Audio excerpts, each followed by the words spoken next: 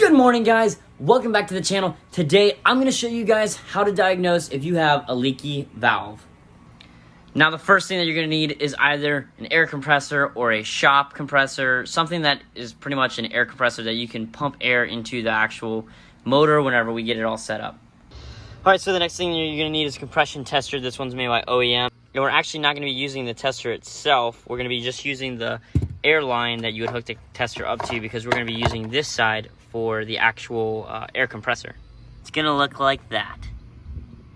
But for the rest of this video, I'm going to switch over to my GoPro so you can see exactly what I am doing when I'm testing my car. So what we are going to do is you're going to want to take everything off that's going to be in your way of the spark plugs. If you watched my last video, I had low compression on cylinder number 3. So that is really the cylinder that we're going to be more gearing towards. What I'm also going to have to do is I'm going to take off my valve cover over on my exhaust side, because I feel like it's an exhaust valve that's leaking. And then once we do that, then we'll be able to start the test. And when I loosen these, I kind of loosen them in like a crisscross pattern. That way the valve cover comes off as even as I can. Because the last thing I want to do is warp my valve cover. But just take your time, especially if you got painted ones like I do. Alright, now that all the bolts are out, we're just going to gently pop this off. Just like so. Boom. And now we're going to set this off to the side. Next step is we're going to grab our ratchet with a spark plug socket, and we're going to take out the third spark plug. Like I said, this is the one that gave me the low compression. So this is the only one that I really want to test. I may test the rest of them, but being the fact that I don't have any kind of outlet near me, I can't really be running this test a lot without having to go in and out of my apartment.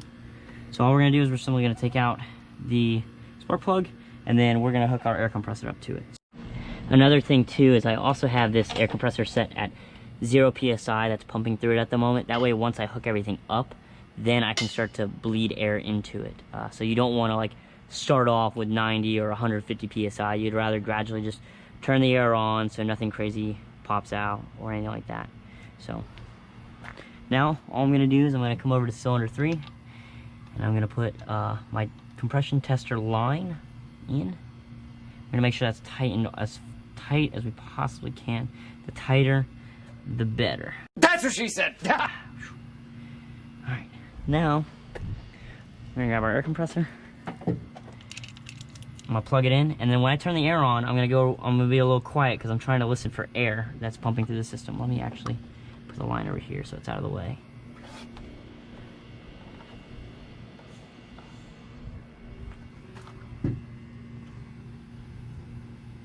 I actually don't hear any air coming out.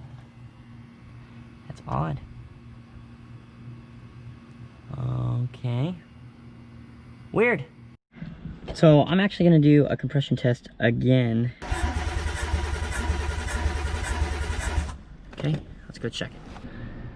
No, we're still reading 30 psi. Interesting.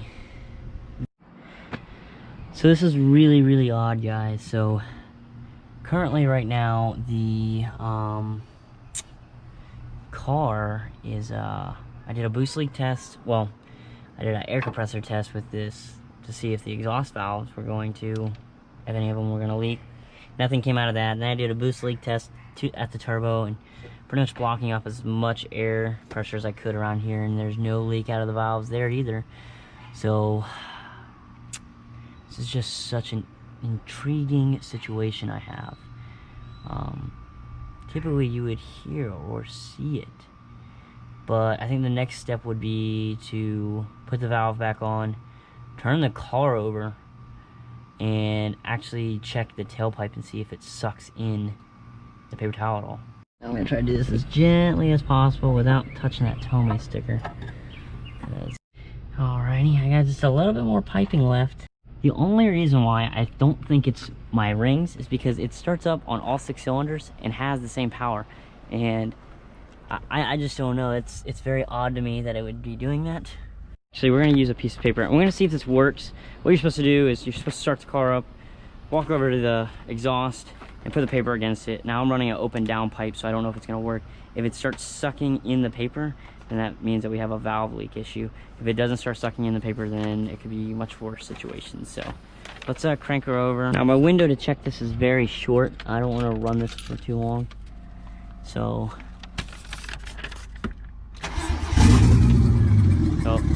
start it up. Gonna walk over here to this side.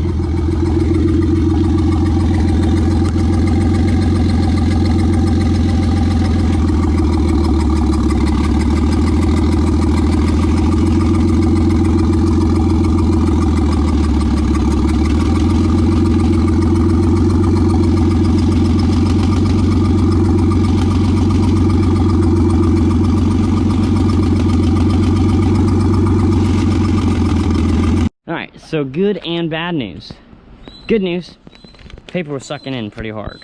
I mean, like, I put it right next to the town pipe and it didn't even want to like push it away that well. Like I just kind of put my finger next to it and it was just like wanted to suck it in.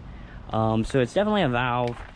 Bad news is it's a burnt valve most likely, and if it's a burnt valve, that means this whole head has to come off. And gotta get new valves, valve stems, or I'm sorry, valve seals, all the other doonads. So if you guys want to check and see if you have a burnt valve, here's the video. So, especially on a Nissan Skyline. But as you guys can hear, all 6 cylinders started up, and I still have the throttle response and everything. So here, I'll start it up one more time and I'll show you guys from a different angle.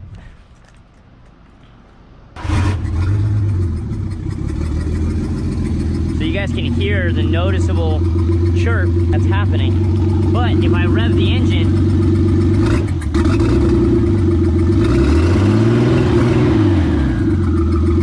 you guys can hear it. It's actually not too bad. It's running on all 6. Turbo's full.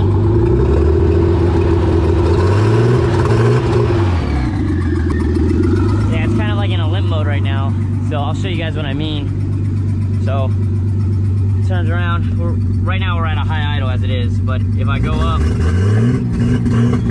guys can see that the car does not like what's happening. It sounds great, but it does not like. So, it is what it is. So, the next thing that we're gonna have to do is we're gonna have to take that head off, and I already kind of wanted to do that anyways. I wanted to get a Tomei head gasket and ARP head studs to go with it. But we're gonna take that head off. We're gonna have to take it to the machine shop, and then they're gonna have to pretty much put all new exhaust valves and intake valves while I'm at it into the car. So we'll have all brand new valves, which is nice. Probably valve springs, entertainers while we're at it. And then she should be good to go on that. I know that the videos are kind of being slow and it seems like I'm not moving anywhere, but Wednesday's video should have a video of me just ripping this whole head off, showing you exactly how to rip the head off of a Nissan Skyline and everything that you need to watch out for when doing that. But other than that, guys, I hope I showed you how to test whether or not you have a leaky exhaust valve or intake valve. For us, we definitely have a burnt valve. I'm not gonna say it's leaking, but it's definitely burnt out. So this is all the different types of ways that you can test it. Like I said, I really hope this helped. If you guys like the content, please smash that subscribe button down below. It really helps. If you want to get notified, just hit that bell icon. And then I upload every Monday, Wednesday, and Friday at 9 a.m. So I'll see you guys in the next video.